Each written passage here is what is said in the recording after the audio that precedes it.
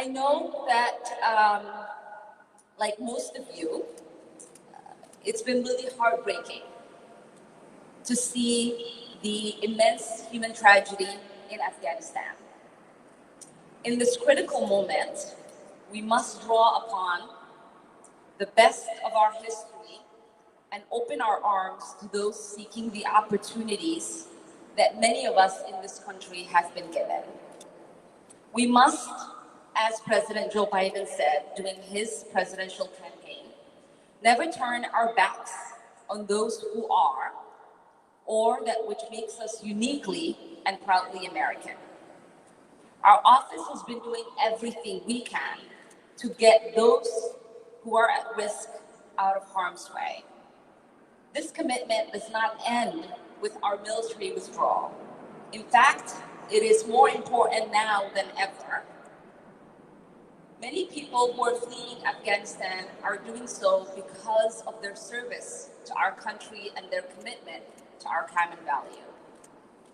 Just as we mourn the loss of the 13 brave men and women with the US military who were killed last week, we should also mourn the loss of the children and families who've been killed days ago by the US drone strike.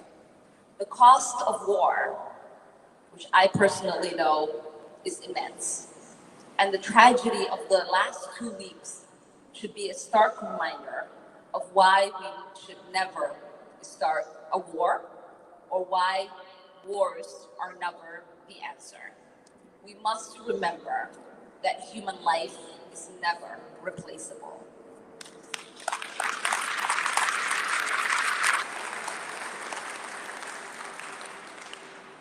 These values drive my work in Congress, and I will always be a devoted advocate for peace and diplomacy, which is why last month I reintroduced 2 bills included in my Pathway to Peace legislation package: the Stop Arming Human Rights Abuses Act, which we call the SARA Act, and the Global Migration Agreement Act.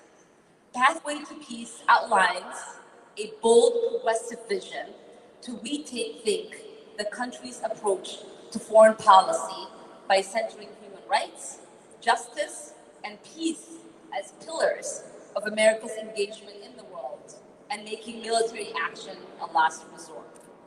The Stop Arming Human Rights Abuses Act imposes universal rights and humanitarian conditions on security cooperations with the United States.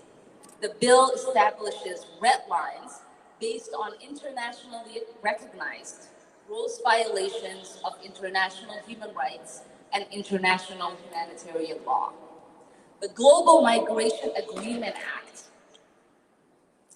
lays out a long-term vision for America's leadership on tackling the global migration crisis. It instructs the State Department and our UN ambassador to take the lead on creating a binding international migration agreement, which is similar to what we just did in Afghanistan. This proposal acknowledges the significance of current resources that are forcing displacement and unfair burden in countries like Sudan, Colombia, Niger, Jordan, Bangladesh, and the particular vulnerabilities of women, girls, the LGBTQ community, and other minorities.